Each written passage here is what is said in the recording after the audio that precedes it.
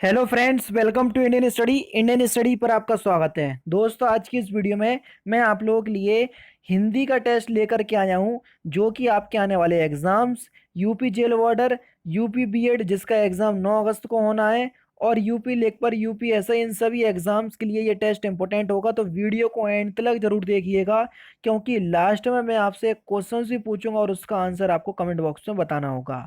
तो टाइम को ना वेस्ट करते हुए पहले क्वेश्चंस की तरफ बढ़ते हैं। साथ ही साथ वीडियो स्टार्ट करने से पहले बता दूं, वीडियो की पीडीएफ जो है वो डिस्क्रिप्शन में टेलीग्राम चैनल का लिंक दिया हुआ है, वहां पर आपको सारी पीडीएफ बिल्कुल फ्री में प्रोवाइड करवाई जाती हैं। इसलिए बोल रहा हूं दोस्तों, क्योंकि टेलीग्राम पे जितने ही बच्चे ऐड हो रहे हैं उनसे कहना चाहूंगा, जो डेली जो पीडीएफ है वो रात में 10 बजे के आसपास आप लोगों को सेंड की जाती है, क्योंकि दिन भर में जो फ्री क्लासेस होती हैं अनअकैडमी का, उनका लिंक प्रोवाइड करवाता हूं मैं अपने चैनल चैनल पर, टेलीग्राम चैनल पर। तो वहां से आप लोग अपने जो टॉपिक हैं उनको भी कवर कर सकते हैं, और वो सारी क्लासेस फ्री रहती हैं। तो इसलिए टेलीग्राम को आप जरूर से ऐड कर लीजिए, क्योंकि वहां पर आपको बहुत ज़्यादा प्रॉफिट देखने को मिलेगा। पहला क्वेश्चन, शब्द भाषा की इकाई, शब्द जो है वो भाषा की कैसी इकाई है? तो जो शब्द है वो भाषा की स्वतंत्र एवं सार्थक इकाई है। तीसरा ऑप्शन आपका बिल्कुल क्या है, करेक्ट है। निश्चित अर्थ को प्रकट करने वाले वर्ण समूह को क्या कहते हैं? तो निश्चित अर्थ को प्रकट करने वाले वर्ण समूह को हम कहते हैं शब्द। चौथा ऑप्शन करेक्ट। शब्द शक्ति का प्रकार नहीं है। शब्द शक्ति का प्रकार नहीं है, कौन सा शब्द? तो आपका सही आंसर हो जाएगा तत्सम। दूसरा ऑप्शन आपका बिल्कुल क्या हो जाएगा, करेक्ट हो जाएगा। प्रत्यय के आधार पर ला किस प्रकार की ध्वनि है? प्रत्यय के आधार पर ला किस प्रकार की ध्वनि है? तो ये पार्श्व ध्वनि है, यानी कि पहला ऑप्शन आपका बिल्कुल करेक्ट। हिंदी की स्पर्श घोष महाप्राण ओष्ठ व्यंजन ध्वनि कौन सी है? यानी कि स्पर्श घोष भी होने चाहिए, महाप्राण भी, और ओष्ठ ध्वनि भी होने चाहिए। तो कौन सी है? सही आंसर हो जाएगा आपका भा। पहला ही ऑप्शन करेक्ट है। निम्नलिखित में से कौन सा शब्द अमात्रिक है? जल्दी बताइए, कौन सा शब्द अमात्रिक है? तो देखो, सही आंसर हो जाएगा कलरव। कलरव जो है वो एक प्रकार का अमात्रिक शब्द है, क्योंकि कोई भी मात्रा यहाँ पर आपको देखने को नहीं मिल रही होगी। 45 और 46 में आपको कौन सा शब्द शुद्ध शब्द है वो आपको बताना है। क्वेश्चन नंबर 45 में शुद्ध शब्द आपको बताना है। कवित्री इस प्रकार से ही लिखा जाता है। दूसरा ऑप्शन आपका बिल्कुल करेक्ट है, बिल्कुल शुद्ध है। नेक्स्ट क्वेश्चन आपके सामने, क्वेश्चन नंबर 46 में आपको बताना है, जल्दी बताइए, शुद्ध शब्द। तो सही आंसर हो जाएगा सामर्थ। इस प्रकार से ही लिखा जाता है। दूसरा ऑप्शन आपका बिल्कुल क्या है, करेक्ट है। वसंत के 4 पर्याय दिए गए हैं, इनमें त्रुटिपूर्ण कौन है, ये हमसे पूछा गया है। जल्दी बताइए, वसंत के 4 पर्यायवाची हैं, कौन सा गलत है वो हमको बताना है। तो आपका सही आंसर क्या हो जाएगा, कांतार। ये बसंत का पर्यायवाची नहीं है। चौथा ऑप्शन करेक्ट। किस शब्द में उपसर्ग है? उपसर्ग वाला आपको शब्द बताना है। लालिमा, पराजय, दशक और कारीगर। आराम से बता सकते, बहुत सिंपल है। क्यों? क्योंकि पराजय में परा उपसर्ग है। दूसरा ऑप्शन आपका बिल्कुल क्या हो जाएगा, करेक्ट हो जाएगा। योगऋण शब्द कौन सा है? क्वेश्चन नंबर 49, जल्दी बताओ योगऋण शब्द। तो देखो, दशानंद। दशानंद जो है वो एक प्रकार का योगऋण शब्द है। दूसरा ऑप्शन आपका बिल्कुल करेक्ट। निम्नलिखित शब्दों में कौन सा शब्द असंगत है? जल्दी बताइए। अफसोस फारसी शब्द है, ठीक है। कैंची तुर्की शब्द है, बिल्कुल ठीक है। गमला पुर्तगाली शब्द है, बिल्कुल ठीक है। कारतूस अंग्रेजी शब्द है, ये आपका गलत है। चौथा ऑप्शन आपका बिल्कुल करेक्ट है। नेक्स्ट क्वेश्चन से आपका कि जिन शब्दों की उत्पत्ति का पता नहीं चलता उनको हम क्या कहते हैं? तो जिन शब्दों की उत्पत्ति का पता नहीं चलता उनको हम देशज शब्द कहते हैं। जैसे लोटा, ये एक देशज शब्द है, समझ रहे हैं ना। नेक्स्ट क्वेश्चन, अधिकृत शब्द का विलोम बताइए। अधिकृत शब्द का विलोम शब्द क्या होगा? तो अधिकृत शब्द का विलोम शब्द हो जाएगा अनाधिकृत। दूसरा ऑप्शन आपका बिल्कुल करेक्ट हो जाएगा। स्टेशन किस भाषा का शब्द है? स्टेशन किस भाषा का शब्द है? तो स्टेशन जो है ये अंग्रेजी भाषा का शब्द है। दूसरा ऑप्शन आपका बिल्कुल करेक्ट। हवा का कौन सा पर्यायवाची नहीं है? वायु है हवा का पर्यायवाची, समीर भी हवा का पर्यायवाची है, उसके बाद वयार भी हवा का पर्यायवाची है, ध्वज ये तो झंडे का पर्यायवाची है। तो चौथा ऑप्शन करेक्ट। निम्नलिखित में से किस शब्द की पर्यायवाची गलत है? कमल का पर्यायवाची जलज, पंकज, सरोज। कमल का तो बिल्कुल सही लिखा हुआ है। पुष्प का कुसुम, फूल को, सुमन, ये भी बिल्कुल ठीक है। सरस्वती का गिरा भारती वाणी, ये भी ठीक है। सूर का दिवस, दिवस गलत है, ये तो दिन का होता है दिवस। चौथा ऑप्शन आपका बिल्कुल करेक्ट हो जाएगा।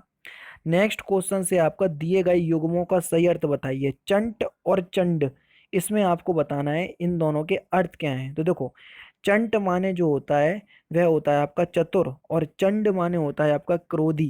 पहला ही ऑप्शन आपका बिल्कुल करेक्ट। छत्र और सत्र, जल्दी बताइए, छत्र और सत्र का अर्थ बताइए। देखो, छत्र माने तो होता है आपका छाता, और छत्र माने होता है क्षत्रिय। दूसरा ऑप्शन बिल्कुल करेक्ट। निम्नलिखित में से अशुद्ध वाक्य को आपको छांटना है, कौन सा वाक्य जो है वो अशुद्ध है। 59 में अशुद्ध वाक्य आपको बताना है, सॉरी 58 में। तो आपका सही आंसर हो जाएगा, उसने अपने प्राण की बाजी लगा दी। पहला ऑप्शन ये जो है वो आपका अशुद्ध है। किए गए उपकार को ना मानने वाला, व्याकरण की दृष्टि से आप उसको क्या कहेंगे। ये वाक्यांशों के लिए एक शब्द आपको बताना है। तो किए गए उपकार को ना मानने वालों को हम बोलते हैं कृतघ्न। पहला ही ऑप्शन आपका बिल्कुल करेक्ट है। जिसके सिर पर चंद्र हो के लिए एक शब्द क्या होगा।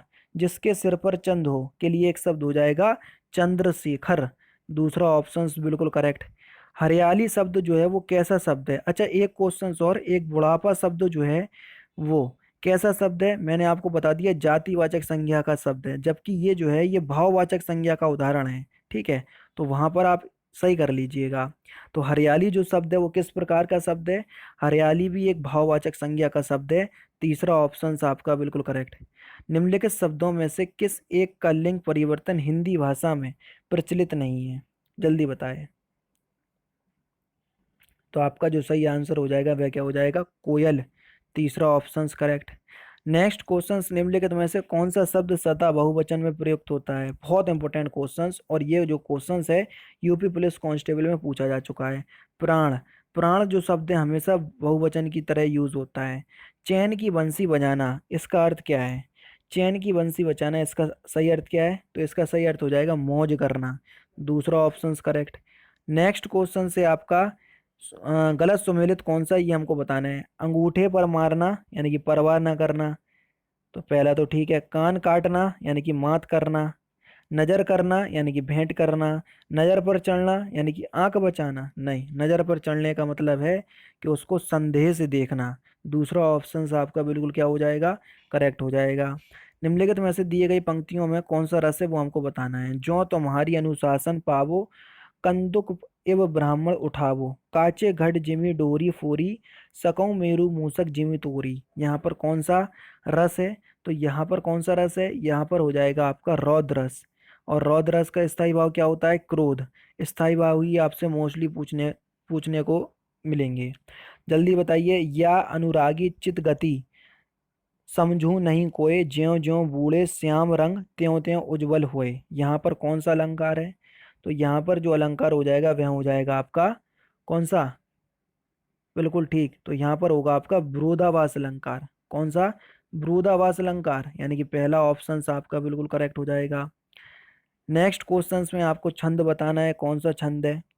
तो यहाँ पर कौन सा छंद है, यहाँ पर दोहा छंद है। और दोहा छंद पहचानने की ट्रिक क्या है, पहले और तीसरे चरण में 13-13 और दूसरे और चौथे चरण में 11-11 मात्राएं होती हैं। बस मात्राएं आपको गिननी है और आराम से आप बता सकते हैं। महाभोज उपन्यास की लेखिका कौन है, इंपॉर्टेंट क्वेश्चंस। महाभोज उपन्यास की लेखिका कौन है। तो महाभोज उपन्यास की जो लेखिका हैं उनका नाम है मन्नू भंडारी। चौथा ऑप्शन आपका बिल्कुल करेक्ट है। लास्ट क्वेश्चन, लाल टीन की छत किसका उपन्यास है।